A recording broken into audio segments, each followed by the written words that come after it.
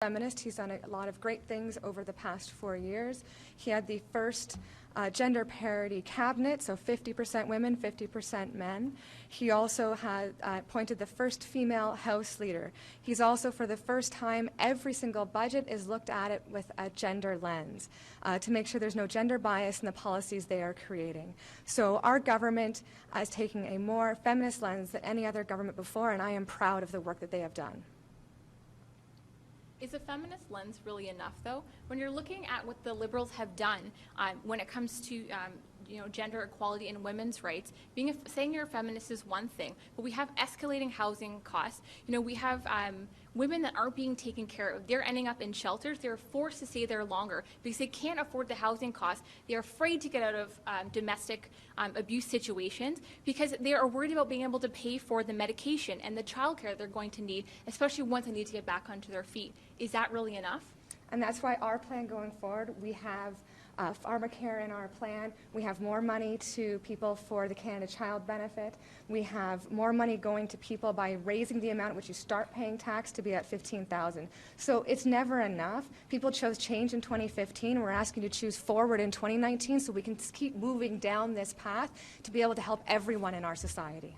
But a child care benefit, you still have families that are spending over $20,000 per child a year on child care. How is that helping women? Our child care pilot plan, so we're going to make 250,000 new spaces. We are going to be reducing the child care rates by 10%. We're also going to be providing new families with their parental benefits. The EI benefit that you get for the first year is going to be tax-free. So this is how we're going to put those families ahead from the beginning.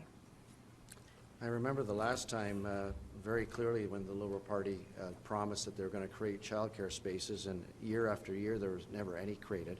One of the issues is that they can transfer money to the provinces, but the province has the full discretion on how they spend the money.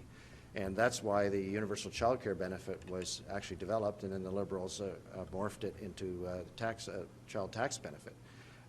And that's why we're trying to put it in the hands of families and try to give them the best opportunity to be able to provide the child care that they need.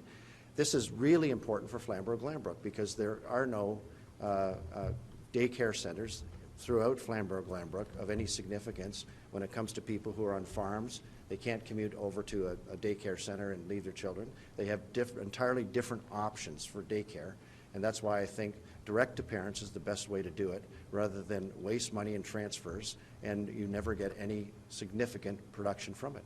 But so we're not wasting money in transfers at all. We're always tying it. Direct to parents does not work. There are, Dave is talking about that there are not enough child care spaces in Flamborough, Glanbrook, and putting money back in the pockets is not actually going to help. There are only spaces for 1 in 4 children under the age of 6 across Canada. That is not helping anyone. The NDP has a plan to increase these child care spaces, to reduce the rates so people can afford to have their children. People can't afford to have children in general. There are couples and families that are forced to choose between having children and having a career. This is not right, and this is something that needs to be addressed, and the NDP is here to do this. Ms. Debbie?